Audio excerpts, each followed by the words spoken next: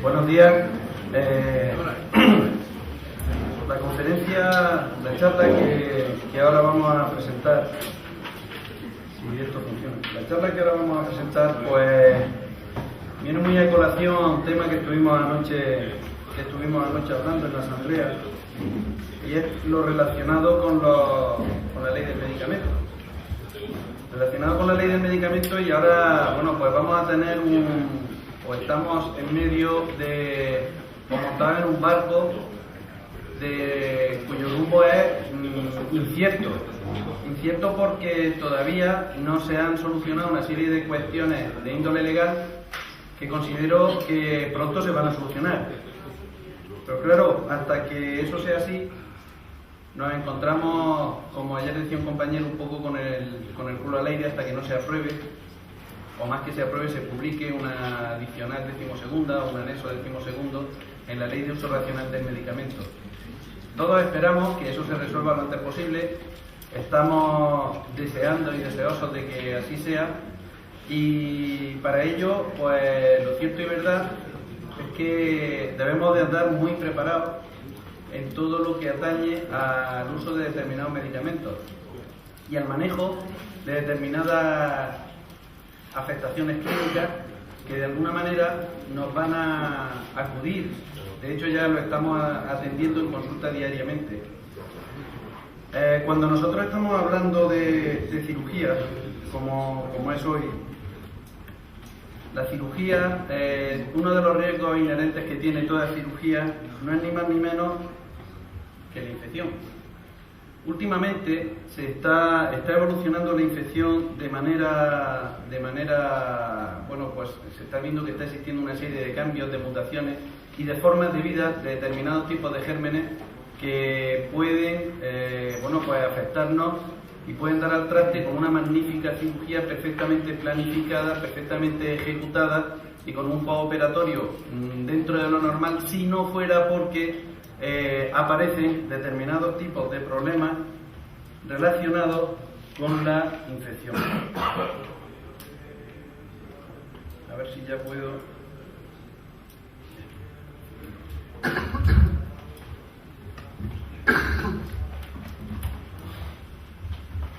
La infección quirúrgica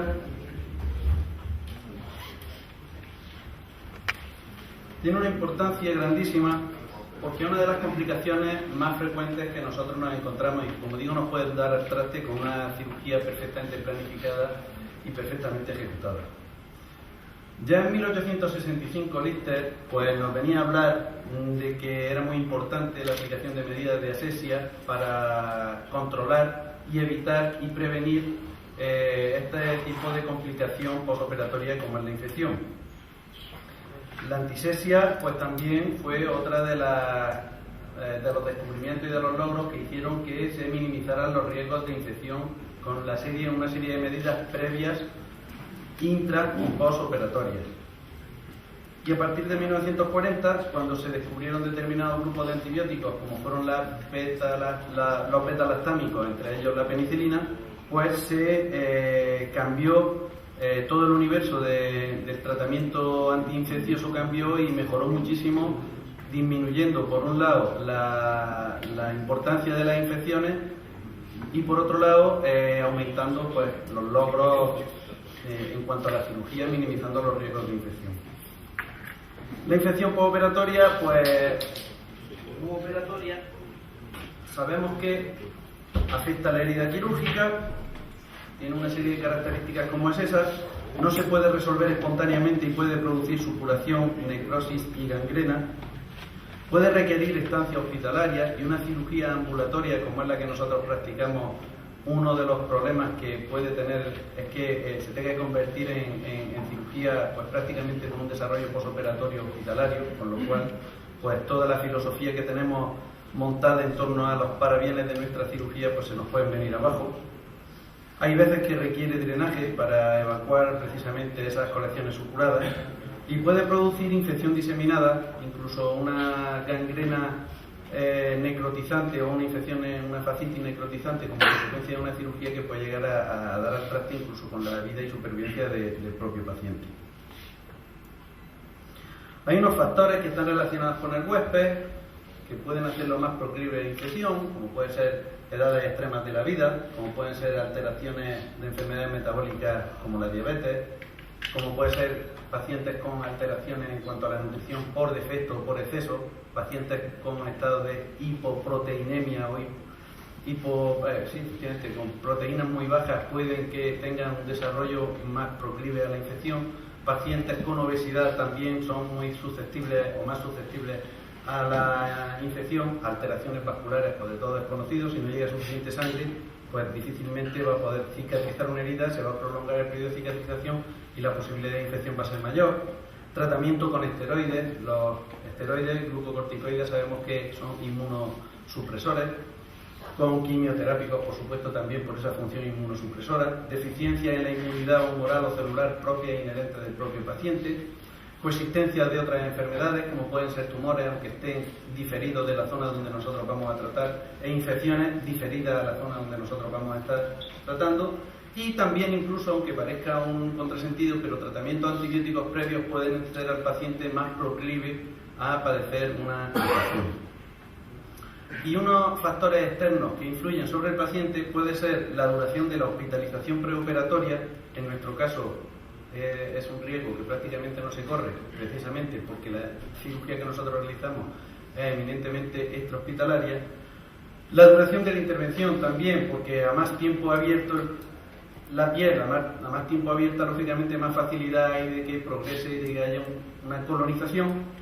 Y una cosa que parece absurdo, pero el afectado de la zona también puede, y de hecho hay estudios que demuestran que un paciente, cuando se ha afectado una zona quirúrgica en su casa, viene a consulta y se opera, se infecta con más facilidad que si el paciente nosotros lo operamos en él, o sea, le afectamos en nuestra misma clínica, porque al producir el rasurado pues se van haciendo pequeñas erosiones que no son perceptibles a la visión, pero sí son puertas de entrada para que los gérmenes empiecen ahí a colonizar, ¿vale?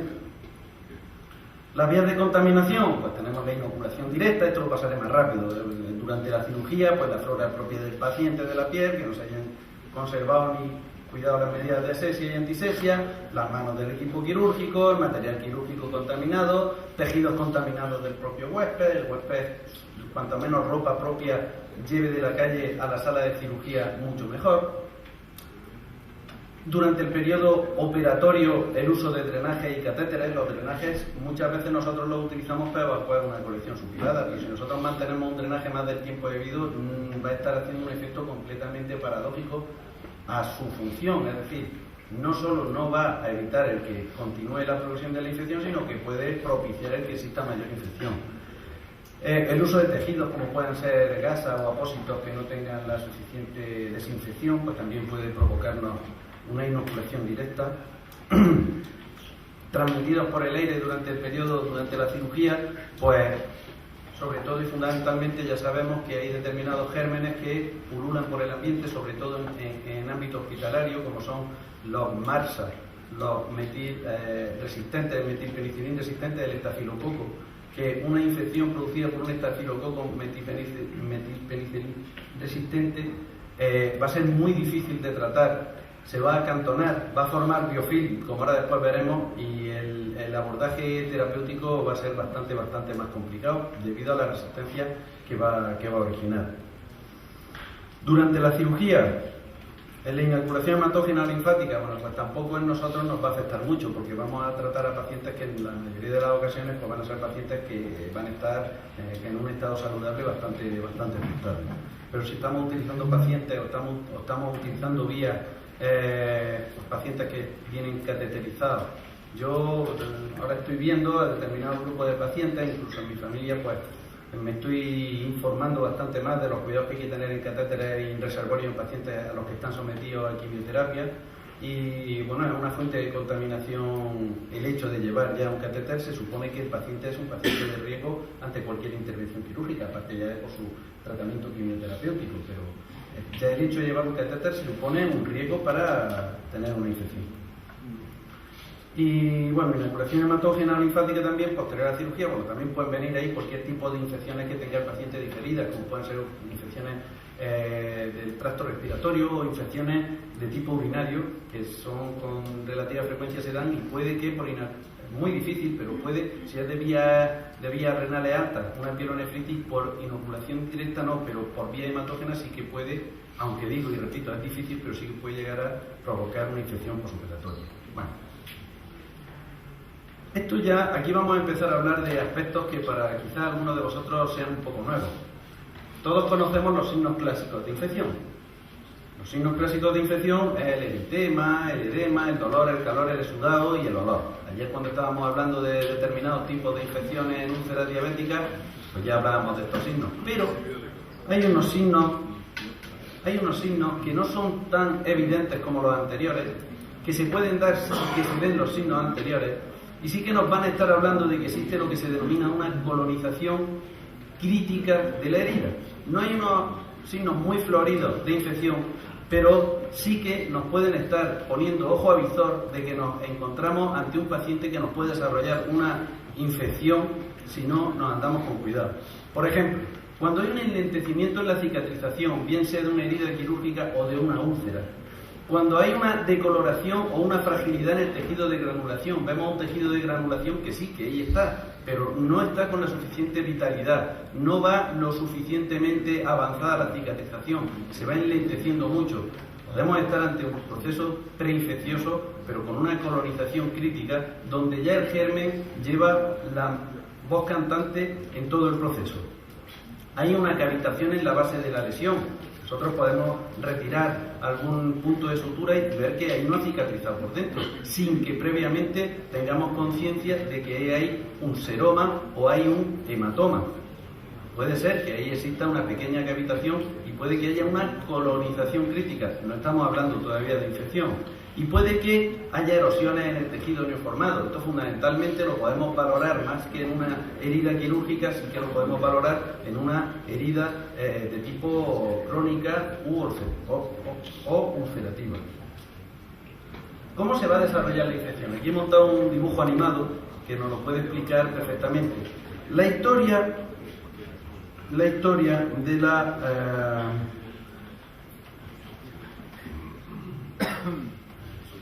la historia natural de la infección viene así. Lo primero de todo aparece una contaminación. Esa contaminación se puede dar en cualquier herida, de hecho se da simplemente por el hecho de abrir una puerta de entrada a los gérmenes, ya se supone que hay una contaminación. ¿Qué ocurre? Pues que nuestro cuerpo es tan competente que no permite que esa contaminación llegue a colonizar la herida. Ahí todavía tenemos el control del paciente. No existe absolutamente ningún signo de infección y todo va bien. Pero ¿qué ocurre cuando empiezan a crecer esos gérmenes? Cuando empiezan a multiplicarse. Pues que ya empezamos, como digo, a tener esa colonización, ya empezamos a correr determinado tipo de riesgo, aunque todavía el paciente, por sus propias medidas, es capaz de anteponerse al desarrollo de la infección. Pero ¿qué ocurre en el caso de la colonización crítica cuando ya hay un desequilibrio bacteriano y todavía no están los signos palpables de infección, pero sí están los otros signos que os he dicho antes, del enlentecimiento, de cavitación, etcétera, etcétera, etcétera, que ya empieza a haber un control bacteriano? Y aquí sí que ya tenemos que empezar a tratar esa infección de alguna manera. Si nosotros estamos hablando de ulceraciones, debemos de empezar a tratar probablemente no con antibióticos, pero sí con medidas locales, antisépticos, incluso utilizar algunos bactericidas que no se denominen antibióticos, como por ejemplo es la plata iónica. Nosotros podemos utilizar en esas heridas ulceradas, podemos utilizar apósitos de plata iónica y nos está dando un resultado buenísimo porque nos está controlando el desarrollo de la infección. También se pueden llegar a utilizar determinados tipos de antisépticos, como por ejemplo la povidona iodada. Hay ahora el desarrollo, hasta hace muy poco habréis oído hablar que la povidona iodada no se puede utilizar, está completamente satanizada, no se puede utilizar en tratamiento de úlceras. Hasta aquí han llegado laboratorios, han visto que hay muchos, que mueve mucho dinero el tema de los yodo en cadena dexomerizada, es que tiene un nombre que tela, pues cuando han llegado a empezar a sintetizar esa serie de productos, parece ser que otra vez la povidona ayudada está siendo buena. Es decir, esto va a estar todo en función del dinero que se maneje. Pero quiero deciros que determinados tipos de antisépticos, como puede ser la clorexidina o como puede ser la povidona ayudada, en este caso sí que pueden cubrir y pueden realizar un papel bastante interesante. Y si ya la infección, bueno, pues ha aumentado, ha llegado a donde tenía que llegar, y hay un completo control bacteriano, hay una destrucción de tejido y es cuando aparecen los primeros signos de los que he hablado antes de la infección. Pero aquí lo importante que vosotros debéis de empezar a diagnosticar y a saber es que existe esta colonización crítica que a nosotros nos puede estar enlenteciendo el proceso de cicatrización sin que nosotros tengamos conciencia de que está ahí. Y ahí es donde se deben de empezar a utilizar, como digo, determinados tipos de bactericidas, como puede ser la plata iónica, o determinados tipos de antisépticos, como puede ser la povidona ayudada. ¿Qué ocurre con la povidona ayudada? La povidona ayudada la podemos encontrar en determinadas presentaciones farmacológicas. Si nosotros en algún tipo de ulceración vamos a utilizar povidona ayudada, yo recomiendo que se utilice en forma de gel. ¿Por qué? Pues porque el gel tiene muchas moléculas de agua encerradas en celulosa. ¿Qué quiere decir? Que va a mantener las condiciones idóneas de humedad de la herida. Sin embargo, si nosotros lo estamos utilizando en solución dermatológica o en solución hidroalcohólica, vamos a producir una desecación de toda la herida, con lo cual se va a deshidratar y vamos a enlentecer el proceso de cicatrización.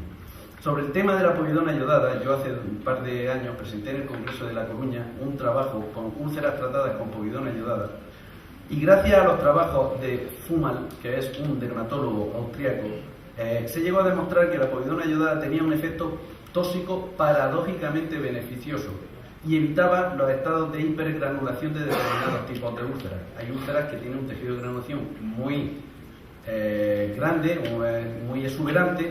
No es ni más ni menos que signo de colonización crítica, y que por el uso de povidona ayudada se minimizaba la existencia de ese tejido de hipergranulación que ahí nos estaba afectando a la herida. No quiero entrar más en el tema.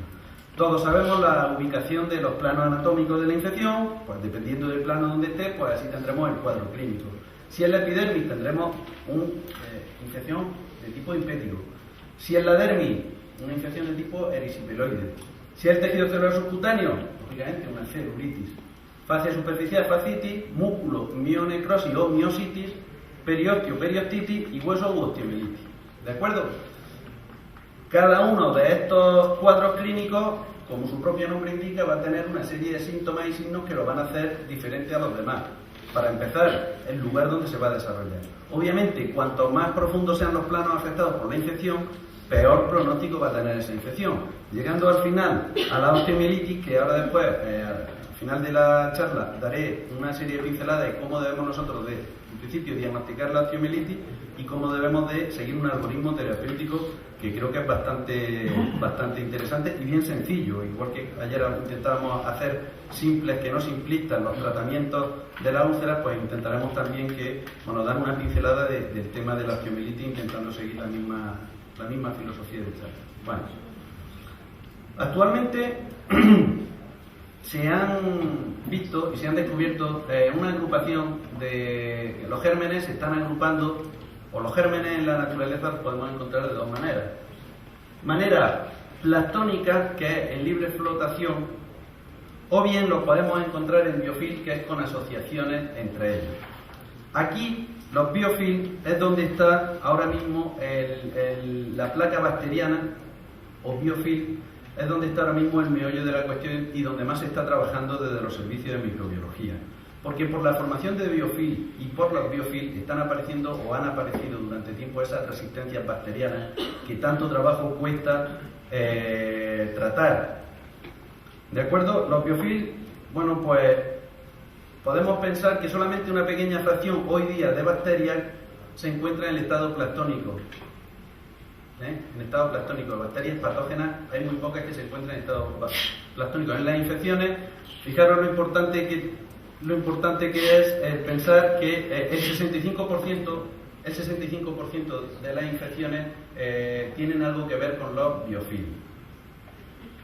Los biofilm, bueno, quienes más los empezaron a a tratar y quienes más empezaron a averiguar y a estudiar los biofilms, los clínicos que más lo hicieron fueron los otorrinos y fueron los cirujanos maxilofaciales, por las infecciones recurrentes que tenían de osteomielitis en la mandíbula y de osteomielitis a nivel de los huesos, los pequeños huesos del oído, y de la otitis, porque estaban viendo que cada vez encontraban mayores resistencias y que cada vez era pues mucho más difícil llegar a valorar y a tratar esas infecciones, esas otitis medias y esas infecciones maxilares.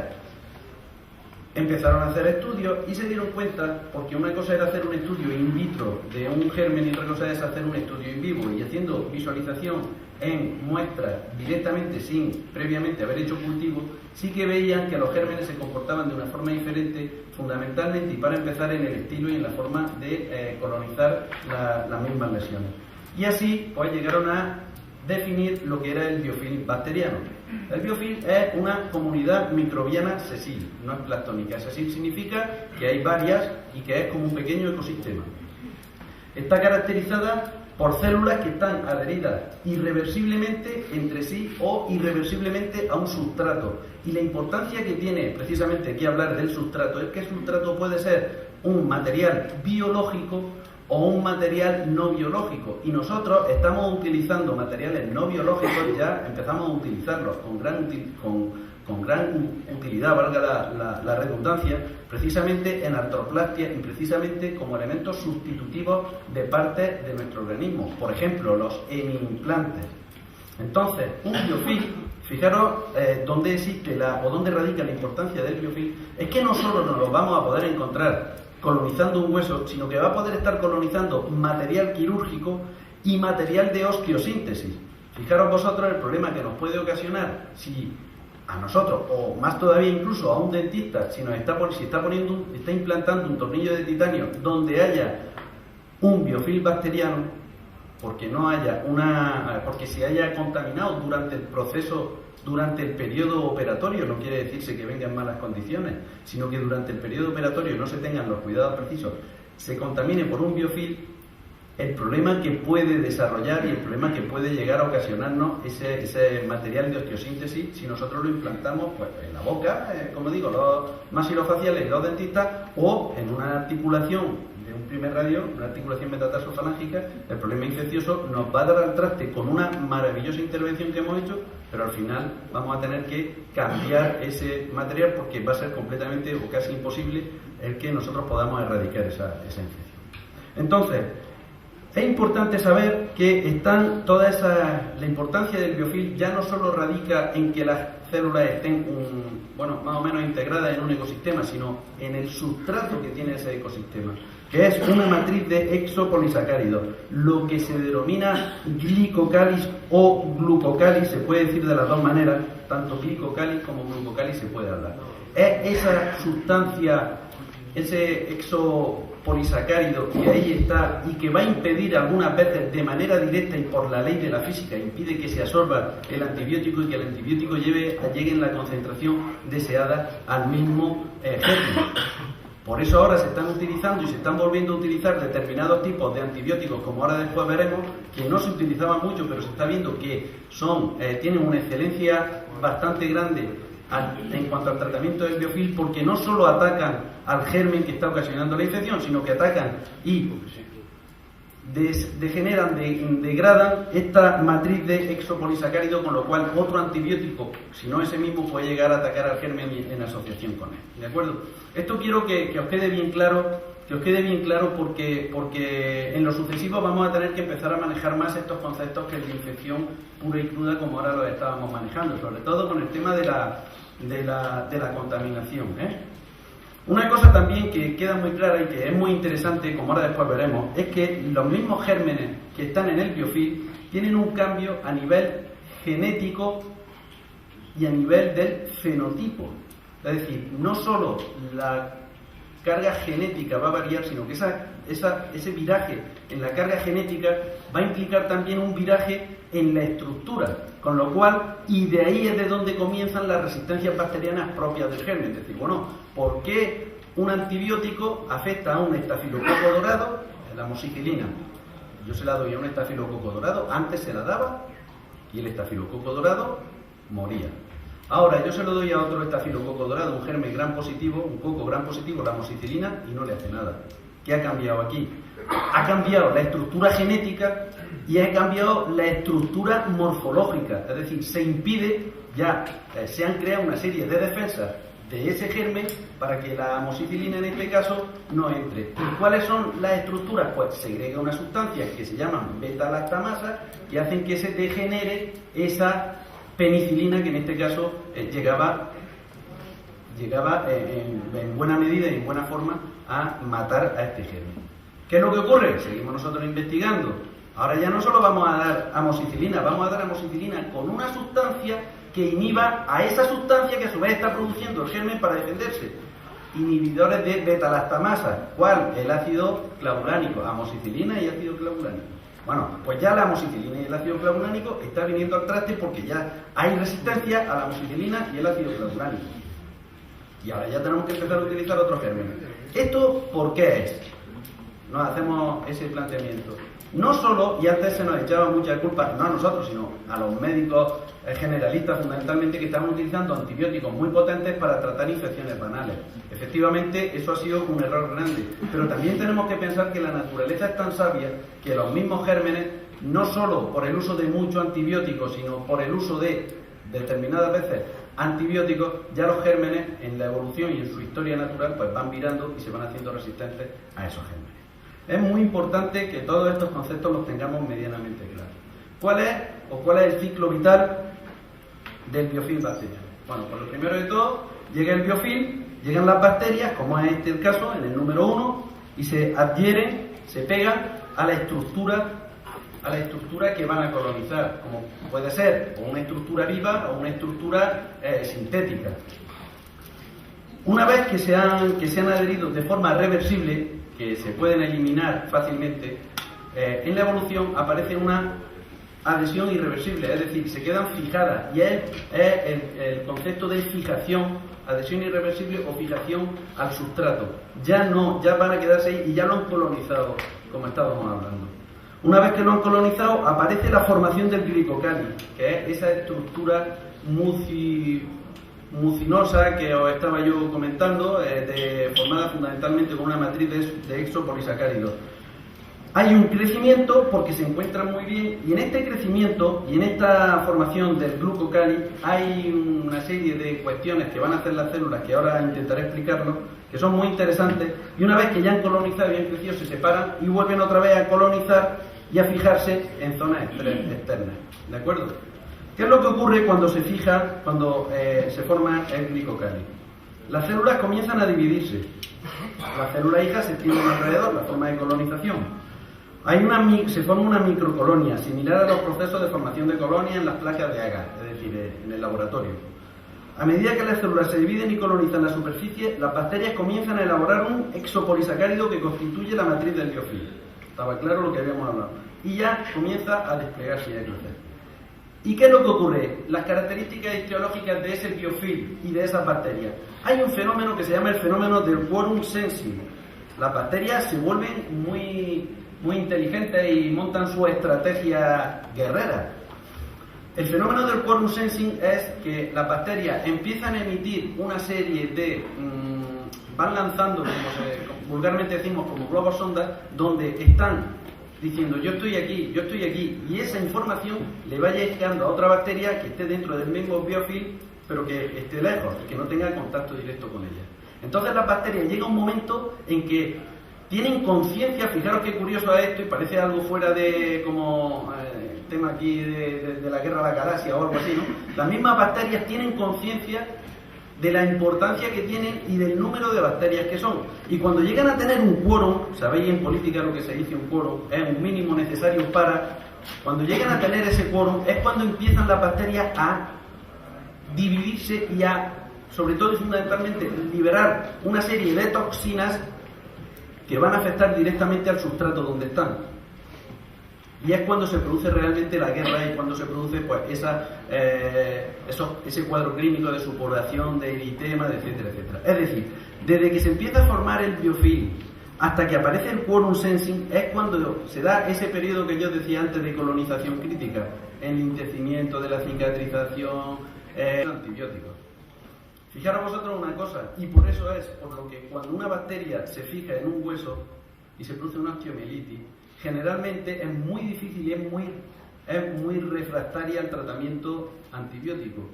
Por eso uno de los tratamientos, el tratamiento de elección en una osteomielitis, es el tratamiento quirúrgico. Es decir, hay que raspar y hay que quitar gran parte del hueso para quitar todo ese biofilm y ese glicocáliz que ahí existe.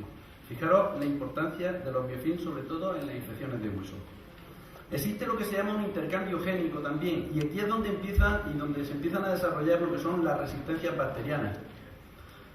Empiezan a emitir una serie de elementos de ADN, de ácido desoxirribonucleico y ácido ribonucleico, de unas bacterias a otras, y van se van desarrollando translocaciones genéticas, cambios, o sea, no se van reproduciendo solo las bacterias por gemación, sino que incluso las mismas bacterias van cediendo parte de su carga genética unas a otras y van cambiando.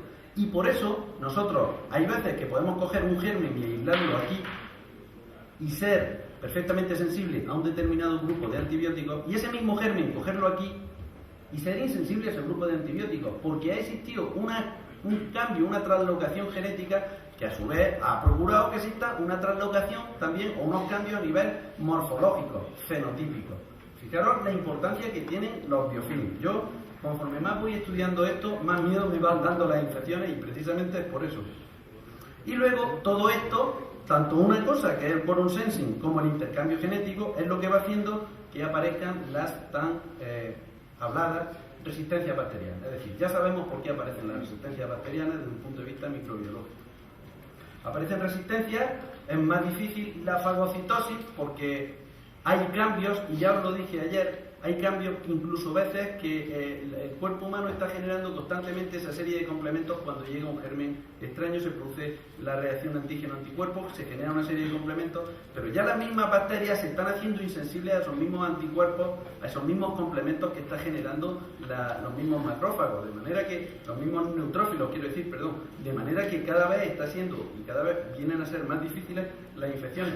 Y el problema, si os dais cuenta, es que una infección tan simple como hasta no hace mucho era una infección por estafilococo o por estreptococo, pero fundamentalmente una infección por estafilococo que era una infección muy fácil de tratar con una amoxicilina hasta no hace mucho, cuando ese estafilococo muta y cuando ese estafilococo se hace metilpenicilil resistente, entonces echa cartas, como se suele decir, para curar esa infección de un germen que es fácilmente matable, por decirlo groseramente, muy difícil en el momento en que empieza a formar esta resistencia bacteriana. Las enfermedades infecciosas durante el siglo pasado, si nos acordamos, eran fácilmente tratables porque estaban causadas por bacterias dotadas de mecanismos patógenos específicos respondiendo favorablemente a los tratamientos antibióticos, es decir, no estaban tan agrupadas en colonias como ahora, que estamos viendo que se están agrupando. Por eso las vacunas, todas las enfermedades que tanto afectaron en el siglo pasado o al principio del siglo pasado, como era la difteria, la toferina, el sarampión, esos son víricas, pero bueno, las paperas, el tétanos, todas esas infecciones, fijaros como prácticamente están erradicadas. ¿Por qué? Gracias a las vacunas. Sin embargo, las infecciones de gérmenes que tienen un comportamiento biofil y agrupaciones sesiles es mucho más difícil de tratarlas, y por eso es por lo que se están generando resistencias antibióticas. Y hay muchas publicaciones recientes que ya están señalando, como decía antes, que el 65% de todos los procesos infecciosos se ven involucrados biofilm. Todos los procesos infecciosos, el 65% se ven involucrados biofilm. Entonces, ¿qué estrategias tenemos en el futuro para esto? Lo primero de todo, tener conciencia de que existen los biofilms. Estos conocimientos intentar tenerlos claros.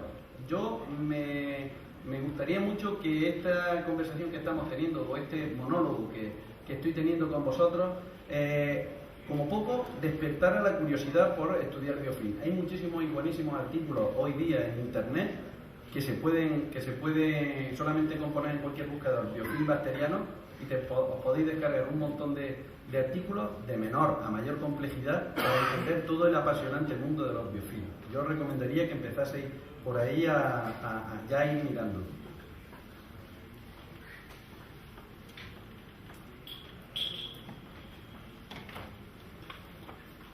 Hay una cosa que es donde vamos, ya hablando de la terapia, y es que se ha demostrado que hay determinados antibióticos macrólidos, os acordáis de la eritromicina, etcétera, etcétera, que ya se utilizaba poco. Bueno, pues se está viendo que hay determinados grupos de antibióticos macrólidos que interfieren directamente en la síntesis de los exos polisacáridos, es decir, degradan e impiden que se formen los exos polisacáridos. Entonces esos macrólidos se están empezando a utilizar con muy buen resultado, sobre todo la citromicina, ahora después hablaremos un poco más a fondo de lo que son los macrólidos, con muy buen resultado para el tratamiento de los biofilms, solos o en asociación con otros antibióticos. Y aquí es donde está realmente si nosotros estamos capacitados o no para tratar este tipo de infecciones. Es decir, vamos a aprender cómo debemos utilizar los macrólidos, por ejemplo, cómo debemos de utilizarlos en asociación con otros antibióticos y qué otros antibióticos son los que nosotros debemos y podemos utilizar aquí. Y vamos a ir olvidándonos un poco, aunque sigue siendo interesante, pero vamos a ir olvidándonos un poco de la antibioterapia basada en el cultivo y vamos a centrarnos en una cosa que es muy importante, que es la antibioterapia basada en la evidencia. Ayer un compañero de aquí me dijo que había hecho una cirugía, que había tenido una complicación postoperatoria, empezó a tratarla con un antibiótico. Resulta que ese antibiótico coge una muestra, la manda a bacteriología y el paciente clínicamente va mejorando. Afortunadamente y gracias a Dios el paciente va mejorando, ha salido ya de la situación de infección, porque ha mejorado con ese antibiótico. Pero fijaros vosotros qué paradoja que el laboratorio le dice en su informe que el antibiótico es resistente, o sea, que el germen es resistente al antibiótico que estamos utilizando. Si nosotros nos guiamos, entonces, por el diagnóstico bacteriológico, ¿qué es lo que hubiera pasado? Decimos, pues, es que no es sensible este antibiótico, vamos a quitárselo. Pero si clínicamente el antibiótico me está dando resultados, y la clínica es la experiencia y el empirismo, vamos a basarnos en esa experiencia y vamos a mantenerle el antibiótico. Por eso os digo, y siempre, cuando vosotros empecéis a tratar a cualquier infección, si vosotros cogéis una muestra, porque es lo que está así protocolizado, la enviáis al laboratorio y el paciente mejora, aunque la muestra te diga que le cambies de antibiótico, no, le cambies de antibiótico, porque la mejoría clínica es evidente y palpable, y realmente ahí estás tú manejando la situación, que eres quien realmente la tiene que manejar, y ahí está tu ojo clínico, y ahí está la evolución de la enfermedad. ¿De acuerdo? Nosotros podemos y tenemos en nuestra mano un grupo importante de antibióticos que si sabemos manejarlos y sabemos combinarlos podemos hacer una batería de asistencia antiinfecciosa al paciente y podemos tratarle con 2 antibióticos, aerobios y anaerobios, gram positivo y gram negativo. Fíjate, solamente con la asociación de 2 antibióticos, ¿qué es lo que tenemos que hacer? Saber qué antibióticos debemos utilizar. Al final de la conferencia yo pongo un cuadro que lo tenéis en los CDs que se ha dado, donde viene precisamente desarrollo y descripción solamente en ese cuadro de los antibióticos. Yo aseguro que si vosotros os aprendéis ese cuadro de memoria, que es muy fácil de memorizar, sabréis manejar perfectamente desde el punto de vista empírico cualquier cuadro infeccioso en un paciente, es decir, tratamiento antibiótico basado en la evidencia. Los macrólidos, como decía, son antibióticos que se sintetizaron... Pues si queréis acabo ya. No, que tienes que ir acabando. Los antibióticos son... Perdona. Los macrólidos son antibióticos que se sintetizaron a mediados de los 50. Son macromoléculas que todas corresponden a un anillo. La más pequeña era de 14 átomos, un anillo lactónico. La primera molécula fue la eritromicina, son bacteriostáticos, que esa es otra cuestión también a tener en cuenta. ¿Por qué a un antibiótico se llama bacteriostático y a otro se llama bactericida? Si nosotros la eritromicina, que siempre se ha considerado un bacteriostático, si la mantenemos durante un periodo determinado de días y a una concentración determinada, no va a ser bacteriostático, va a ser bactericida. ¿De acuerdo? Actúa a nivel de los ribosomas de las células produce determinados tipos de interacciones medicamentosas, sobre todo con la lincomicina, la lincosamida, porque tanto una como la otra actúan al mismo nivel de los ribosomas.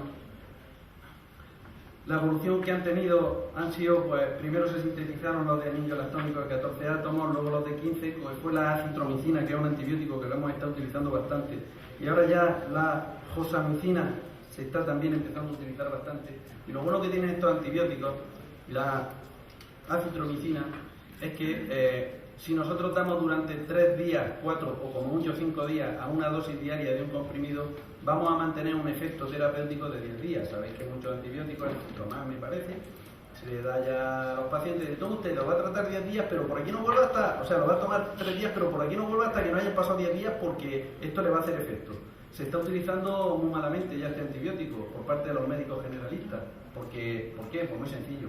No es lo mismo tratar a un paciente con una penicilina durante 5 días y si le vuelve a todos los 5 días se la tiene que tomar 3 veces, que el paciente lo que quiere y lo que quiere el médico es perderse al paciente de vista el mayor tiempo posible. Como sabe que con 10 días con este tratamiento lo va a tener durante 10 días fuera de consulta, pues le manda ese tratamiento y así va a estar 10 días fuera de consulta. Y eso os lo digo desde el punto de vista empírico porque estoy harto de hablar con médicos, compañeros míos que me lo dicen.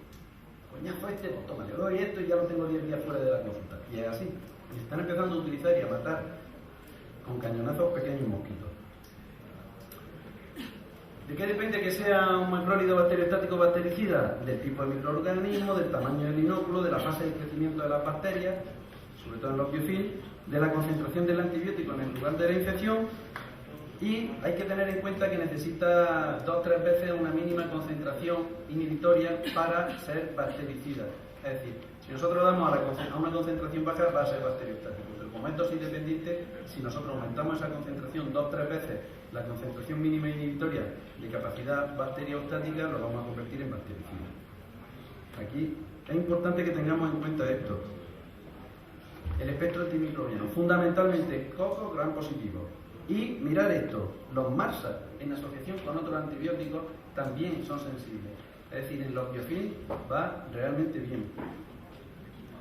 La vida media, bueno, pues ahí la tenéis, esto está ahí. Y este es el cuadro que yo digo que sería interesante que conocierais.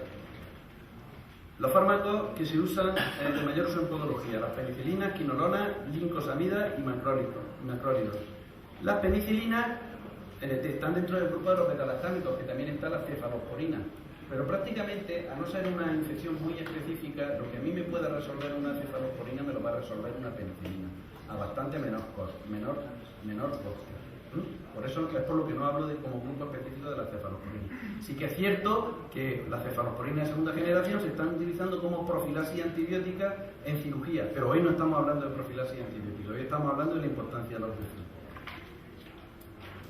La osteomielitis, bueno, estos son cuadros que después vosotros los vais a ver ahí en la consulta.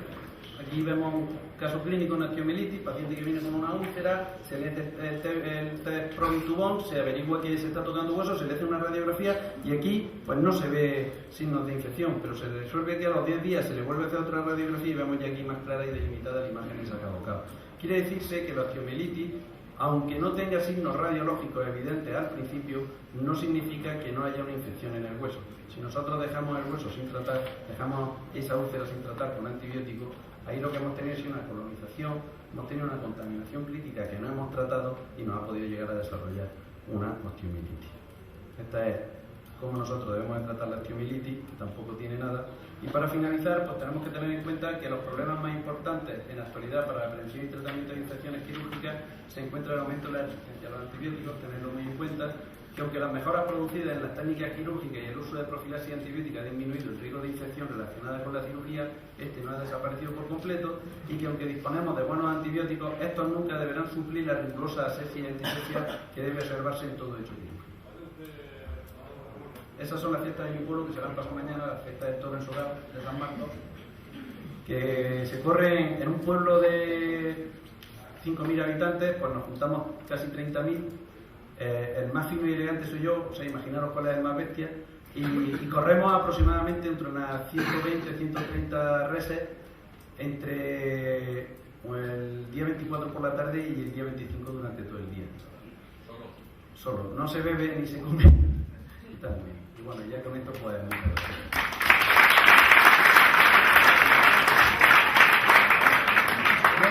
decía que me estaba alargando un poco más en la conferencia porque creía que tenía un poco más tiempo al ver ahí, por eso era por lo que había metido también lo de la osteomielitis un poco.